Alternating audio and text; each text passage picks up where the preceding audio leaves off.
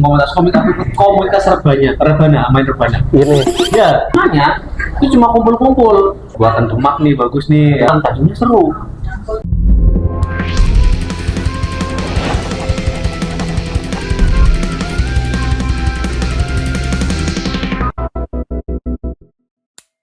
welcome to video Perakit Komik. Halo, aku Eriono, aku host di sini. Kita sekarang bersama dengan Sweta Kartika. Halo, Om Swastiastu. Oke, kali ini di video pertama ini kita akan bertanya seputar, karena kita komunitas, kita tanya soal komunitas. Mas pernah berkomunitas nggak sebelumnya? Komunitas komik? Nah, kalau Raga Sukma apa itu? Studio. Enak komunitas. Nah, mendingan jabari dulu komunitas definisinya yang mana, apakah aku pernah masuk apa nggak, coba definisikan dulu komunitas komik itu seperti apa.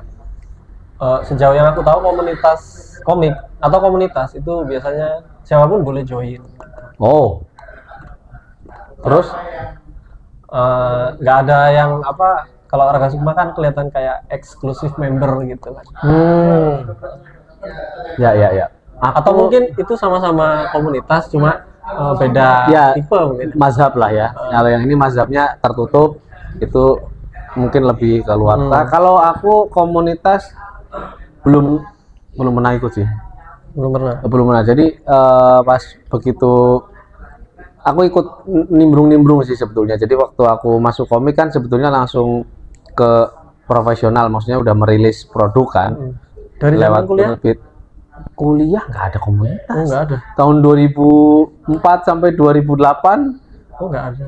nggak ada komunitas komik. Belum ada. Bahkan aku mencari-cari adakah komik di Indonesia.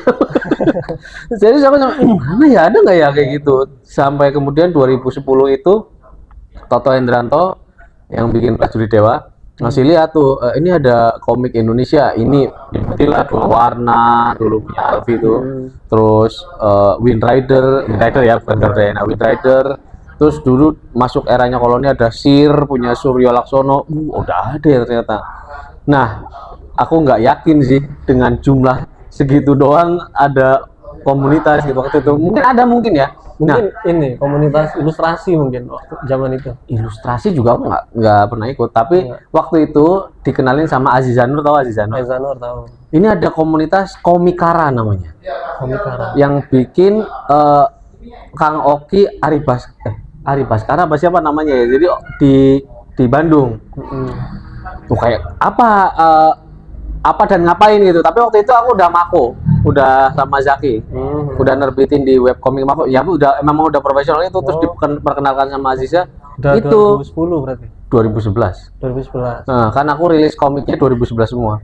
Jadi pas lihat, oh ada Komikara lagi ngumpul tuh, ada Aziza Nur, Archie, siapa gitu. Tapi ya cuma ngumpul ngerjain komik bareng. Oh udah, tapi aku nggak ikut berkomunitas, cuman tahu ada komunitas itu, tidak pernah ikut lagi. Kayak mungkin kayak gitu, bukannya tergantung sama ini nggak sih, kayak kesamaan value, benar nggak? Ya nggak sih? Gitu. Satu kesamaan value, kesamaan region juga ngaruh. Nah, aku mungkin yang cocok cuma Zaki doang, sehingga aku tidak berkomunitas, berteman aja sama Zaki, tapi nggak berkomunitas. Ada ini waktu itu usaha untuk, karena nggak ada, oke coba aku bikin gitu. Nggak minat bikin yang kayak gitu, karena mungkin ya, karena begitu masuk industri komik itu aku wis dalam posisi butuh uang, artinya sudah harus menjadikan komik ini sebagai ladang alih-alih. Nah, jadi urgensinya berbeda, bukan cuma ngumpul doang, tapi ngumpul produktif kalau bisa. Jadi ya udah tapi mungkin karena kayak gitu karakteristik orang sih menurutku sih. Aku sama Zaki sama-sama lone wolf lah, apa ya, sukanya ya di kosan aja ngerjain. Nanti kalau lagi butuh saling membagi semangat, aku ketemu karena sebelahan kosannya. Nah, deketan, terpisah oleh jalan layang aja itu. Jadi nanti ketemu di tengah-tengah tuh, di tempat food court, ngobrol apa-apa, nanti ngecas lagi udah balik lagi. Jadi tidak memerlukan ruang charge yang segitu besar gitu lah istilahnya. Dan udah nilainya sudah nilai produktivitas. Jadi pulang langsung ngerjain lagi banyak, dapat uang lagi, dan seterusnya gitu. termasuk sampai sekarang Mas Weta bikin Raga Sukma itu ya Wawasannya produktivitas dan produktif. profit. Oh, bukan cuma sekedar apa have fun. Fun ada, ya sekedar ya. Ah. Ya, tidak sekadar have fun. Jadi sudah ada nilai produktivitas value tambahan lah. Ini harus menghasilkan, ini harus menciptakan brand, ini harus punya target, Ya. ini ada ya wawasan-wawasan lain gitu yang meliputi gitu. Terus ini pertama kali tahu Prakit Komik. Kamu datang, mana Hah? sih? Kok aku datang? Ya kan, Pak banget. Iya, Pak Koban. Aku sama oh itu pertama kali tahu. Entah. Atau sebelumnya? Kayaknya udah tahu dah sebelumnya. Yang aku ke punya Pak Rizal apa namanya? Oh ini Comic Camp. Nah itu udah ada belum? Sudah. Itu udah Raga Sukma dong. Sudah ada. Maksudnya aku udah. Kalau pertama kali kita ketemu yang di Pak Koban. Ya itu, ya sudah itu kami dari itu. Kami dari siapa ya? Siapa yang ngajak? Dari teman-teman KKBS. Oh iya, ya itu KKBS. Jadi KKBS membawa kalian, terus ngasih lihat punyamu yang nggak ada malah Fati kan? Iya. Ya, jadi aku lihat Asmoro Bangun, lihat apa? Pendekar banget ini gitu. Ajakin yuk ya gitu. Toh ini komunitas doang kan? Nah, waktu itu kan komunitas Prakit bukan studio.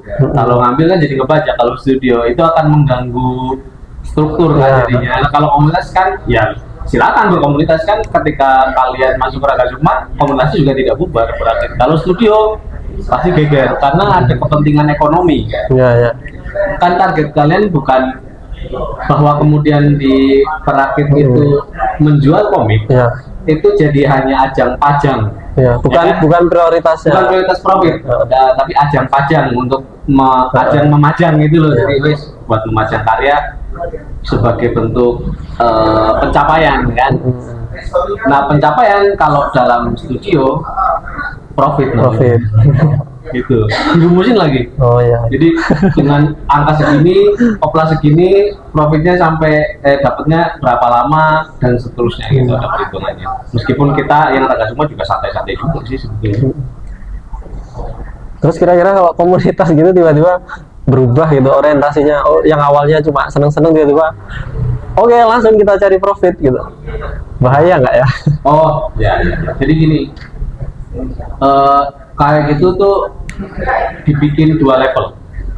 Jadi tetap ada sisi yang senang-senangnya, ada sisi yang itu, tapi perlahan bridgingnya. Jadi tidak bisa langsung. Katakanlah ya dengan cara tadi. Ini dua kamar gitu mungkin. Iya, dua section. Mau tidak mau.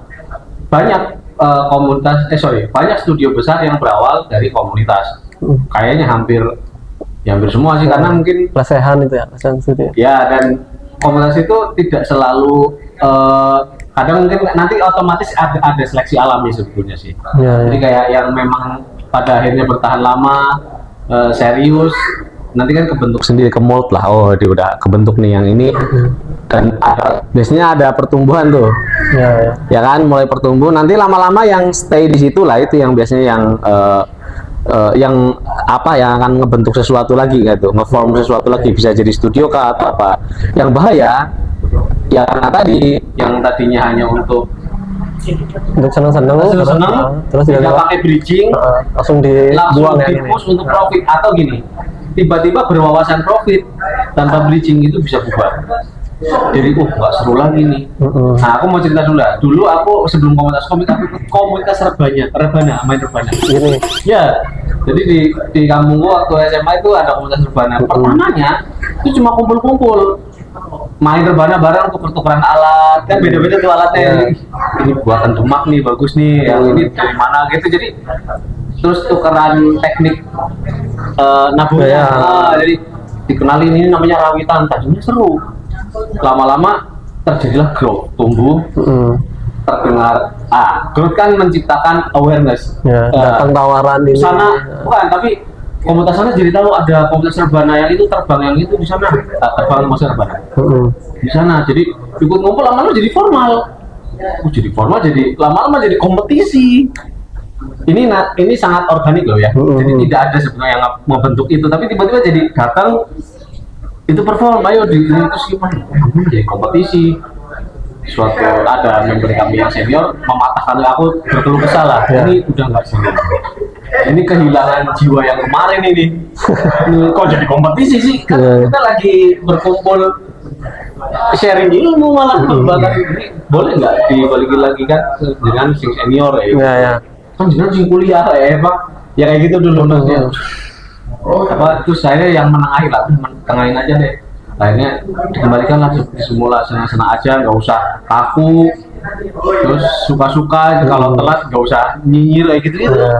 Dikembalikan karena memang bukan itu tujuan awalnya, kecuali memang mau diseriusin sih. Kalau dari awal seriusin, menurutku dengan cara di dalam komunitas menciptakan project, nah, itu aman tuh.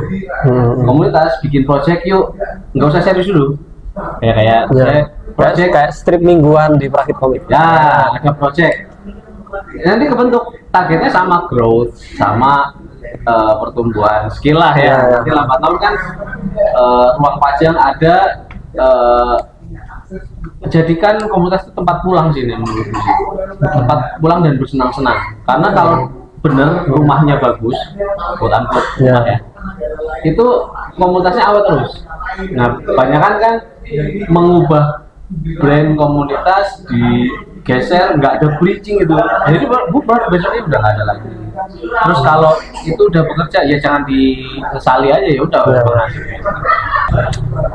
Berarti kita ya yang tahu-tahu aja berarti. Oke, pertanyaan terakhir. Ini kan Perakit Komik sudah ini mas, sudah 10 tahun. Oh iya.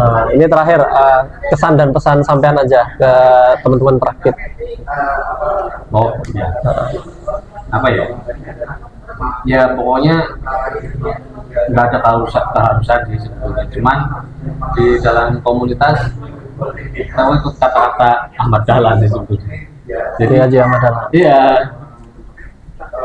Hidup-hidupkanlah si komunitas kalian ini. Ya.